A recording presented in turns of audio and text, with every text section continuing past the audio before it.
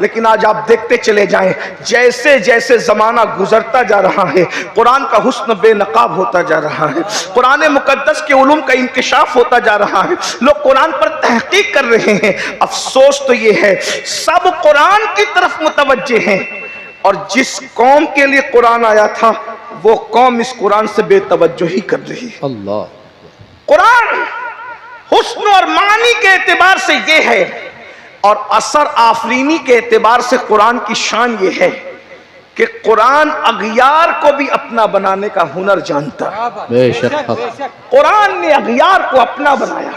پہلی مرتبہ عالمی سطح پر جو اسلام کا تعارف ہوا ہے وہ قرآن کے ذریعے سے ہوا ہے۔ پہلی بات تو یہ ہے کہ ہم نے قرآن پڑھنا ہی چھوڑ دیا، اب قرآن یا تو صرف تعویذات کی کتاب بن کر کے رہ گیا ہے، یا تیجے پہ پڑھا جاتا ہے ایصال ثواب کے لیے، یا چہلم پہ پڑھا جاتا ہے ایصال ثواب کے لیے، یا نیا گھر بنے تو پڑھا جاتا ہے۔ یاد رکھنا قرآن نئے گھر کے افتتاح کے لیے نہیں آیا، پڑھو گے تو برکت ہوگی، میں منع نہیں کر رہا ہوں۔ قرآن تعویذ کے لیے نہیں آیا، تعویذ بناؤ گے تو فائدہ ہوگا، میں منع نہیں کر رہا ہوں، لیکن قرآن جو آیا تھا وہ زندگیوں میں شامل کرنے کے لیے آیا، بے شک قرآن زندگیوں میں داخل کرنے کے لیے آیا تھا، بے شک۔ قرآن عمل کے لیے آیا تھا۔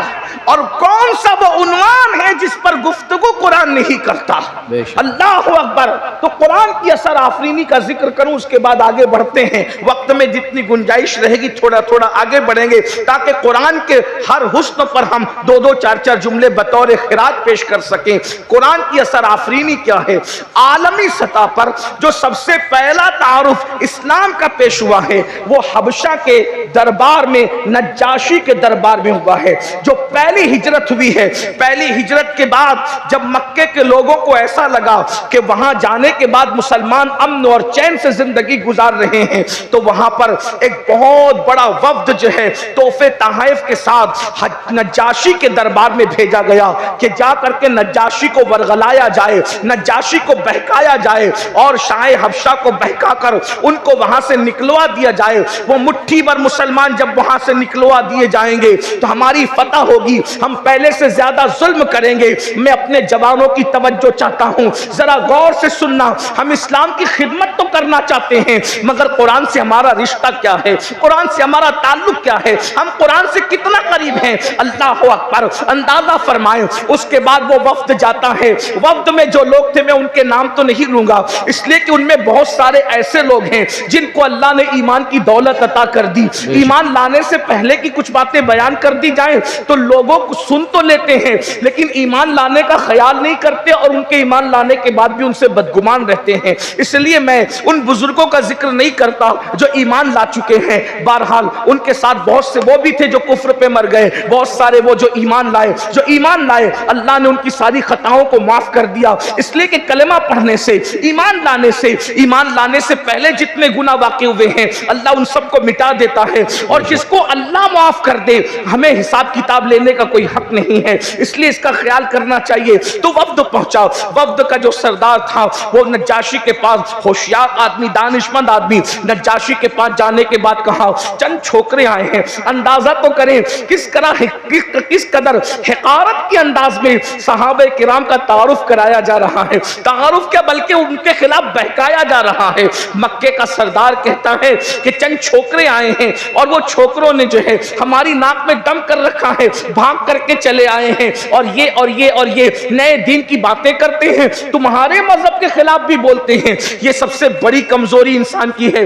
انسان کو کسی کی کتنی بھی شکایت کر دو کان پہ جو رہیں گے نہ رہیں گے، لیکن جب کہو کہ تمہارے خلاف بھی ہے تو انسان فوراً اٹینشن ہو جاتا ہے۔ اللہ اکبر۔ نجاشی جو حبشہ کا بادشاہ تھا وہ مذہباً عیسائی تھا، اور اس کی پورا جو وہ ملک جو ہے عیسائیت کے رنگ میں رنگا ہوا تھا، راہبوں کے پاس بیٹھتا تھا، پادریوں کے ساتھ اس کا اٹھنا بیٹھنا تھا، خود بھی عیسائی تھا، عیسیٰ علیہ السلام کا دل سے دیوانہ تھا، عیسیٰ علیہ السلام کو خدا کا بیٹا مانتا تھا کہ وہ تو تمہارے مذہب کے خلاف بھی بولتے ہیں۔ مگر یاد رکھنا دانشمند لوگوں کا طریقہ یہ ہے، کسی مذہب کا ہو، کہیں کا رہنے والا ہو، اگر اس تک بات پہنچے تو وہ تحقیق کرے گا۔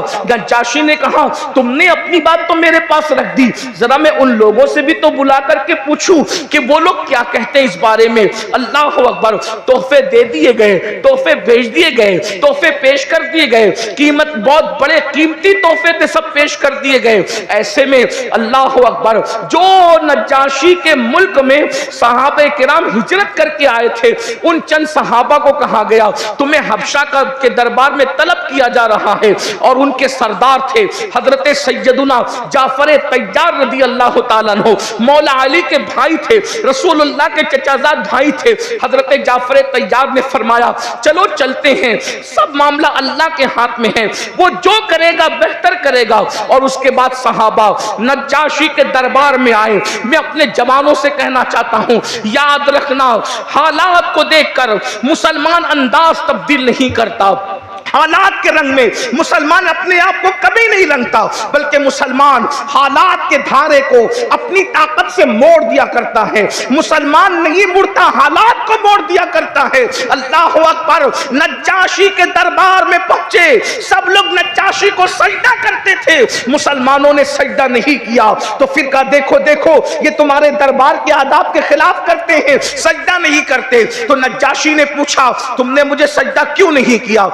जाफर तैयार ने फरमाया हम अल्लाह के अलावा किसी को सजदा करना जायज नहीं समझते, हमारा मजहब खुदा के सिवा किसी की बारगाह में झुकने की इजाजत नहीं देता।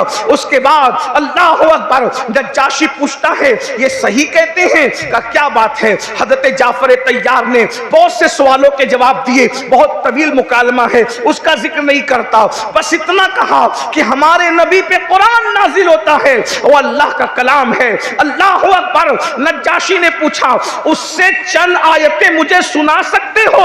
अब याद रखिए, इससे मुकर्रिर, दाई और मुबल्लिग को एक बहुत बड़ी हिकमत कुछ सीखने को मिलती है। जब नज्जाशी ने कहा कि क्या तुम मुझे कुरान की चंद आयतें सुना सकते हो, तो हजरत जाफर तैयार सूरह बकरा भी पढ़ सकते थे, हजरत जाफर तैयार सूरह अनाम भी पढ़ सकते थे, हजरत जाफर तैयार कोई और सूरत भी पढ़ सकते थे।